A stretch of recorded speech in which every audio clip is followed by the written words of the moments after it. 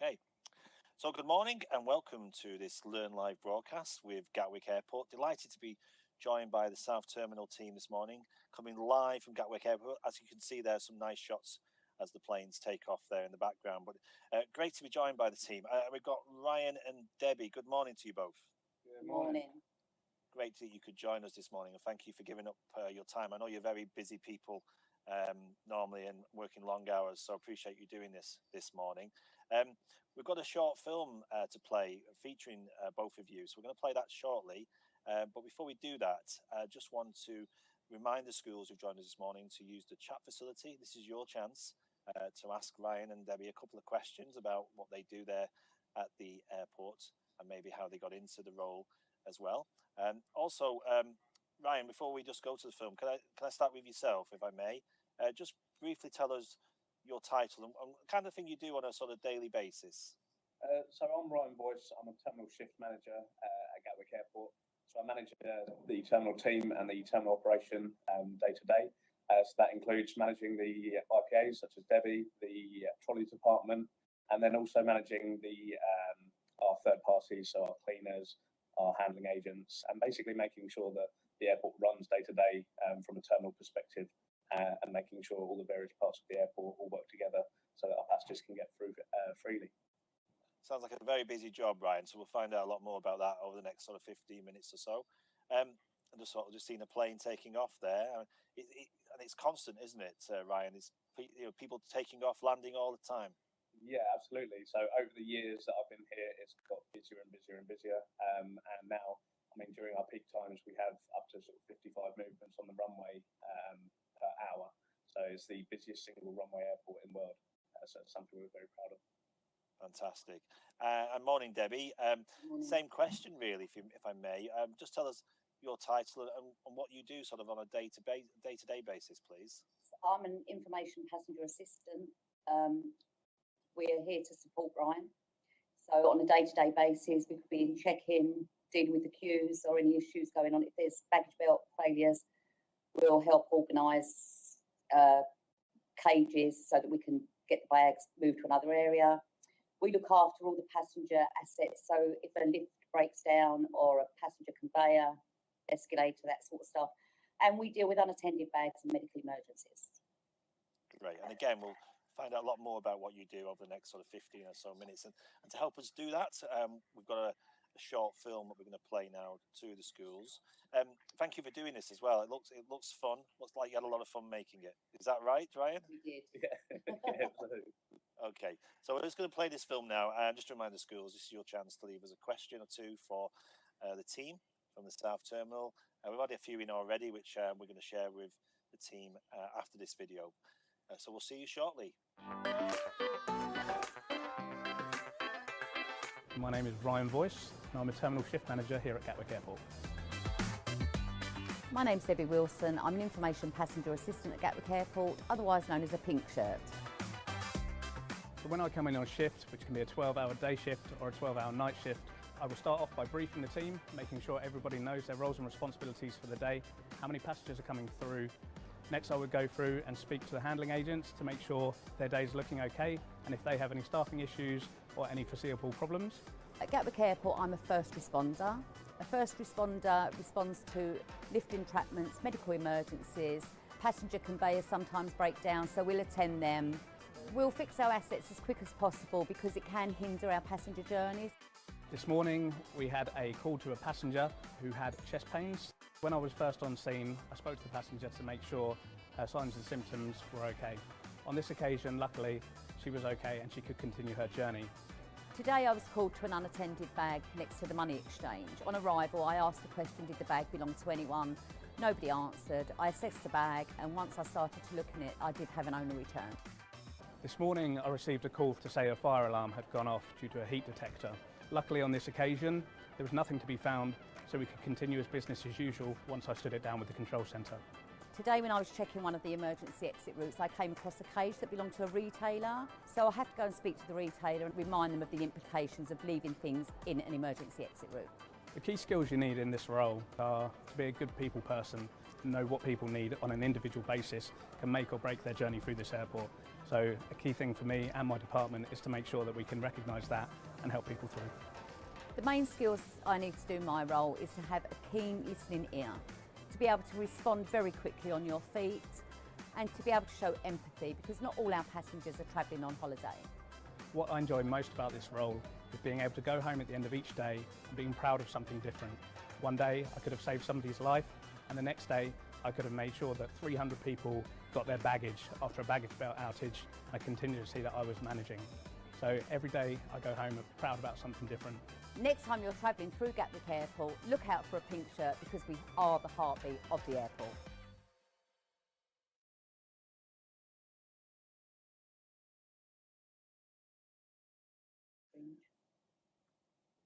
Okay, so welcome back. What a great film that was. A real insight, Ryan and Debbie, into what your day-to-day duties are like and what you do there at the airports. And for the schools, I think they've already asked some questions there about the video as well, so we're going to come on to them in a second. Ryan, before we start, I mean, I know, can you just tell us, just make sure this is live, where we are today, which room are you in, and are we actually in South Terminal today? Yeah, we are. So we're in the office block above the South Terminal. So we're on the 5th floor. So you may be able to see outside the window. So we're taking off on runway. We can, yeah. I think we've got the taking off view this morning. Right, yeah. So you won't see them coming in, but you'll see them taking off. Yeah. I mean, while we've been on air, we must have seen a good, 10 or 12 planes taking off. Is it literally almost like one every couple of minutes taking off? Yeah, at the moment. So I mean, at the moment, we're actually in one of our sort of quieter times, and we're building up to the Christmas peak at the moment. So we're just starting to build up again after the last month where it's been a bit quieter after summer. But even still, quiet for us is actually extremely busy still. So there's no real such thing as quiet for us these days. And I think one of the things that people would like to know about is the sheer size of the operation there, and how many passengers, say on a daily basis, are kind of going through South Terminal. Can you give us some sense of numbers? Yeah, so it really depends on the time of year. So, like I said, at the moment we're sort of just building up to that Christmas peak. But during our peak times, for instance, if I give you a yearly figure, we've just hit 46 million passengers for the last 12 months. Looking at going up to 47 million passengers by around April time. Obviously, if you break that down by the busy periods, then you're looking during the summer peak of about 40,000 passengers flying out and 40,000 passengers flying in. So per terminal, probably about 80,000 passengers coming in and out each day. For both terminals, you're talking about 160,000 passengers a day. So you've got North and South Terminal there at the airport. So are they equally as busy, or does South tend to be a bit busier? They're both equally busy. The North Terminal houses EasyJet, and the EasyJet operation is one of our busiest. They have a huge amount of flights out each day, whereas the South Terminal, we have more airlines, so we have a different demographic. It's very different, although the same airport, it's very different in how each terminal has to operate, depending on the airline's demographic. Over in the North Terminal, they may have a couple of thousand more passengers flying out each day, but that'll be spread over 6 or 7 airlines. Whereas in the South Terminal, you may have a few thousand less flying out, but that's over 20 or 30 different airlines over the day. So it can really sort of depend on that. Great.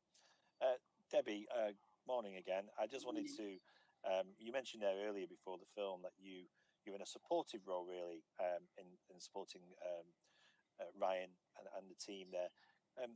We saw on the video you do sort of lots of security checks, is that fair to say, and keep things flowing? Just give us a sense of what a day looks like for you.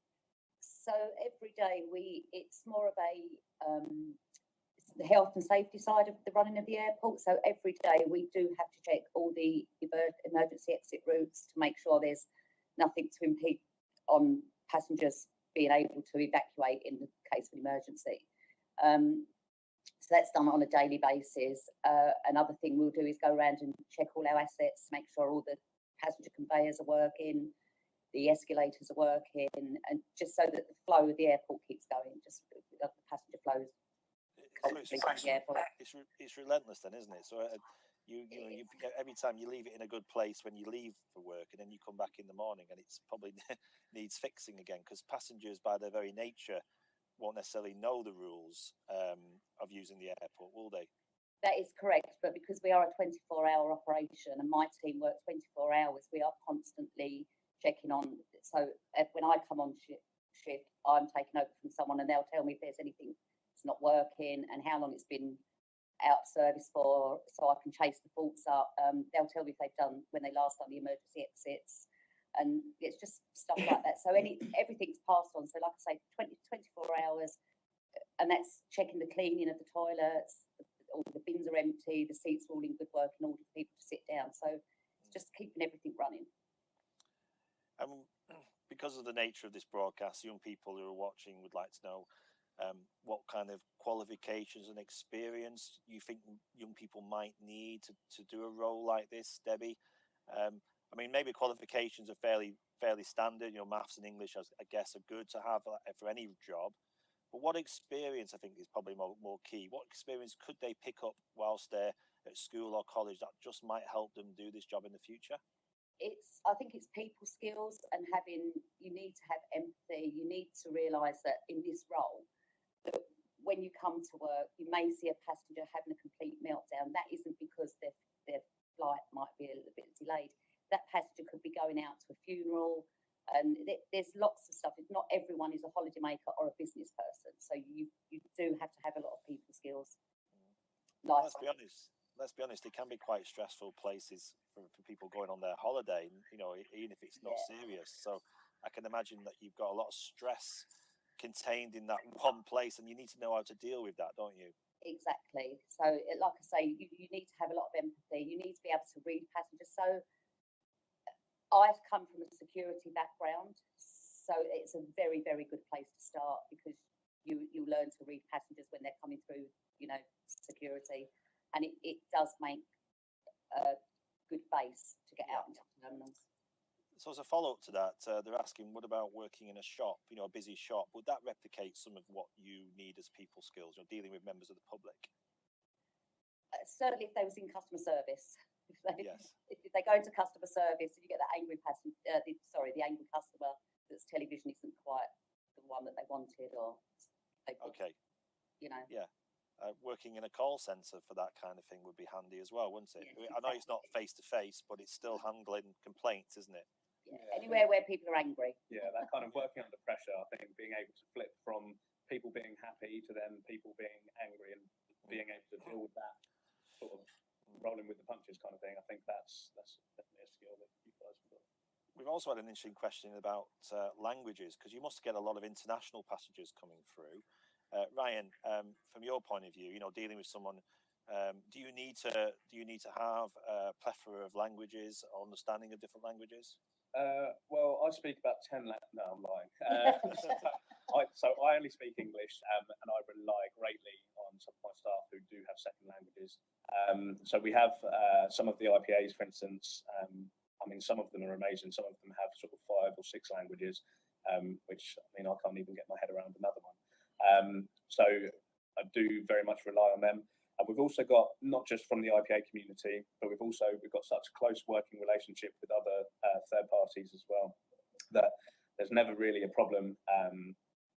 Sort of any language that comes up, if I can't deal with it myself, or if Debbie can't deal with it, we've got a huge amount of people that we can call upon, from the cleaners to the handling agents to other departments. But it's definitely a benefit having a second languages, and it can only help. But it's not a prerequisite that you would need. And are you very much part of a team there as well? Because I think one of the shots we saw was your daily briefings. For any young person starting with you, or anybody starting with you, you're not left to work on your own? Are you very much part of that team? Yeah, the nice thing is, so here at Gatwick, over the last year, we've really been pushing this idea of Gatwick family. And so that's not just Gatwick Airport Limited, so the company we work for, it's everyone that works here at the airport. And it's basically trying to sort of include everyone to feel part of that family. And that's really kind of taken hold. It was there before they started sort of promoting the whole idea of it. It was there in sort of a basic form anyway. But there's very much a sort of family feel and a team feel. So every morning, for instance, when I brief the teams, I will let them know sort of what's happening during the day. I'll ask them if they've got any issues or any problems or anything that they need to discuss. because at the end of the day, it's these guys that they'll make my day sort of a good day. And so the only thing I can do is pay that back and work together as part of that team. It's very nice. Thank you. I guess similar question really. Let me sort of mention to Debbie about the experience you need, but slightly differently. This is from John R. How would someone typically apply for a job at Gatwick? I suppose I'm going to ask you actually, Ryan, more about how you got into this job. So can you tell us a little bit how you got from college into this kind of role? Well, so ironically, I didn't go to college. So I left school and started working in a leisure centre, and I worked my way up to leisure centre assistant manager when I was 23. And so after that, there wasn't sort of anywhere to go in that career path, and decided it wasn't for me, and I wanted something new. My family have always worked in the aviation industry, so it's always something that I've been interested in. So I started working here in security, and I was external security. And the nice thing in this company is there's so much progression, so many different options that you can take. So once you're in working with Gatwick Airport, you can sort of set a goal and you can work towards that goal. We very much encourage people to shadow other roles and to develop that way. And we have personal development plans to kind of help people along their journey. So for me, I started in security, and as much as I enjoyed it over 3 years, I saw the terminals team, and I've realised that that's where my heart was. So I started working as an IPA, so the same as Debbie. I did that for 3 years, and then started the job that I'm doing now. So terminal shift manager. I've been doing that for 4 years now, and honestly, the best job I've ever had. Can you remember when you were at school as well? Did you even consider working at the airport in this role? I mean, and what did you? Because obviously a lot of young people at this age don't know what they want to do really. They may have an idea, but not a solid one. So for you, I mean, is it something you set your sights on fairly early on? I wouldn't say when I was at school, I always had an interest in the airport. So, funnily enough, when I was a young child, my mum would bring me here on my birthdays. We'd go to McDonald's, we'd look around the shops and stuff like that. So I always loved the buzz of the airport. When I was a child in school, I don't think I knew what kind of jobs there were at the airport. To me, it was security or baggage handling, and I assumed that was it, really. But I always enjoyed that buzz of the airport. I think once I came to the airport to work in security, I realised that to me, that buzz of the airport sat within the terminals department, and that's where, from then on, that's where I set my aim. That's great. Thank you for sharing us that, because I think it's not always, doesn't always work out the way you think it's going to work out, do you? When you apply for jobs or you start applying for jobs, but clearly you had an interest in the airport. So one of the questions we just had in actually is, do you still love it? So the way you sort of loved it when you were coming into the airport, going from McDonald's, has it changed in some respects the way you thought it was compared to what it is now? It's got better. So now that I'm more involved in it, I mean, every single day, it sounds so cliche to say, but every single day you will come in and you will meet new people that have various different issues. And so I've been doing this job for 4 years now, and I can't think of any other job where every day you come in and something new happens and you're like, how do I deal with this? And you have to really think on your feet, you have to solve a problem. And that really excites me. And so that's still, I drive into work every day, and there is not one single part of me that's rolls my eyes or thinks, oh God, another day at work. I'm happy to pull into the car park and start my day. So for 12-hour shifts, I think that's kind of special to be able to say that. No, absolutely. Debbie, similar question really that we had in earlier about, do you enjoy your job? I mean, do you enjoy your job? And is it really because you're ultimately helping people? I love my job. As I can just second what Ryan says, you come into the car park and you never know what to expect on a daily basis. But I can honestly say this is the best job in the airport, I believe. I couldn't think where I'd want to work anywhere else. And I'm coming near retirement, and I really don't want to retire because I actually love every minute of my working day. So what is the best part of the job for you? I mean, if you could break it down, is there particular bits that you really enjoy doing? I love the mixing with the public. I mean, and helping people. Just it's just the whole package. The whole package of terminals is we get to speak to all the. I mean, we've got really good relationships with the retailers, with the cleaners, handling agents, because our role allows us to do that because we're on the shop floor and we're going from like place to place. We build up really good relationships. So when you walk through the airport, you pretty much everyone knows you, and it's just nice. So if a handling agent's got an issue, we can help that. If a shop, you know, one of the shops might have a suspected shoplifter, we can help with that. We work along with the police, fire team, and it's just the best job ever. And thank you, Debbie. And Ryan, you were saying there about talking about team briefings, and you try and anticipate what's going to happen, but do you also have to think on your feet as well? Because we've had a teacher asking us about that. Is it got to be reactive as well as proactive? Absolutely. A huge amount of the job is reactive. So you can come in and everything's calm, everything's smooth. You take your hand over from the night shift if you're starting a day shift, and they'll tell you, do you know what? Not too much has happened. You're in for a good day. Perfect. And then all of a sudden, something happens. For instance, we've had incidents on the runway where we've had to close the runway. And being the busiest single runway airport in the world, if that happens, all of a sudden aircraft are stacked. They're meant to be landing, but they can't land. We have passengers still coming into the departure lounge, but they're not leaving. So we have overcrowding. And all of a sudden, within 20 minutes, you've gone from business as usual day into what we call bronze disruption. And all of a sudden, we're having meetings with our heads of department to try and figure out what we need to do to resolve the problems. And that can literally happen from 15 minutes. So you can be absolutely fine. Business as normal. Everything's smooth. Everything's going well. You can be in the office sipping a coffee. Next thing you know, you hear something's happened, and all of a sudden you're having to put in contingency plans sort of on the fly, and as and when you need them. Yeah. It's interesting actually when you're just saying that. Someone just asked, is it like working in the emergency services in some respects? You know, that you get, like if you're in the fire service, you get a call and it can change your day. Absolutely, yeah, 100%. So ironically, we also work closely with the emergency services. So we work extremely closely with the fire service here at the airport. So Debbie, for instance, when she does her fire route checks and things like that, she will do some of those with the fire service. We do fire tests with the fire service.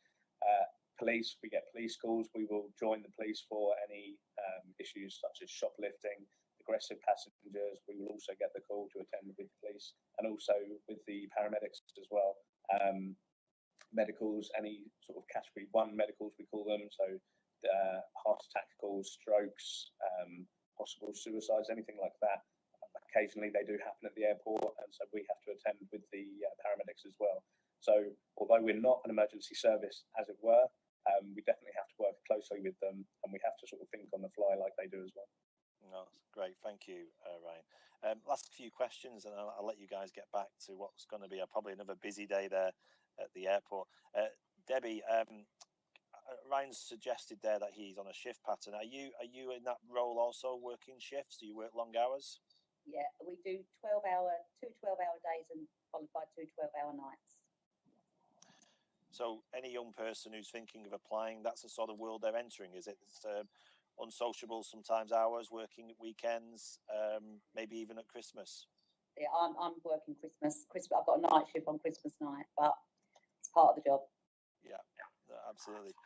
And Ryan, I mean, is that one of the things that you need to consider? Because did you know that when you applied that you would have to work those kind of hours?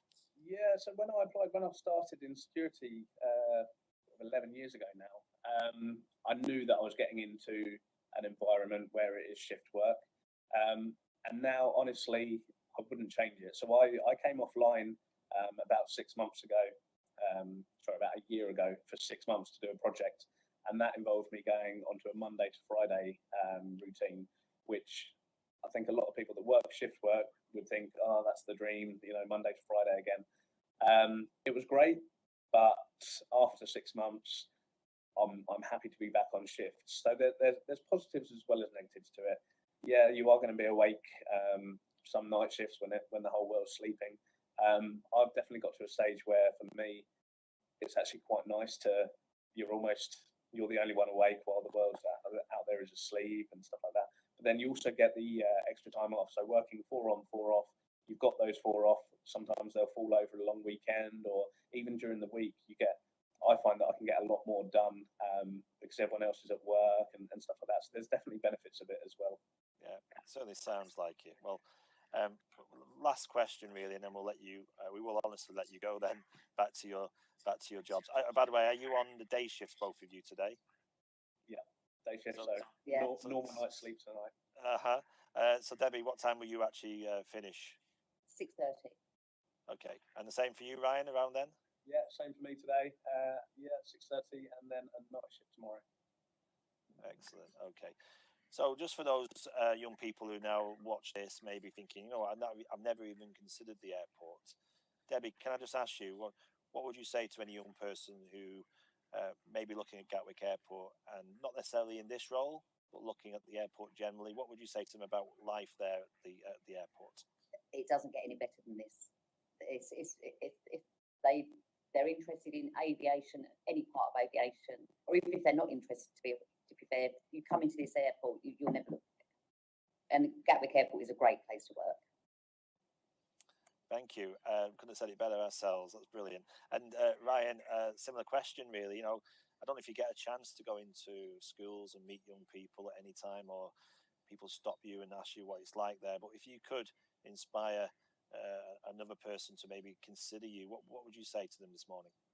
I think it's just literally a case of you won't regret it. So I've been here for 11 years and I still feel as fresh as I did 11 years ago. It still excites me. I still enjoy the buzz of the airport. So if you like variety or the thought of variety in a job role, then give the airport a shot. From everything, the different things that you'll get involved in, to the way you're looked after from our company, I love it, and I'd wholeheartedly recommend it to anyone. Brilliant, thank you. Well, it's been an absolute pleasure to meet you both. Thank you for giving up your time. Thank you again as well to the schools. Just want to wish all the schools Merry Christmas and all the best for 2019. And I'm sure you guys would like to also wish them Merry Christmas too. Yeah, Happy Christmas. Have a good one, guys. Brilliant. And it's worth mentioning as well that we're actually going to be doing a series of broadcasts with Gatwick Airport again in 2019, including Gatwick Live, and details to follow on that.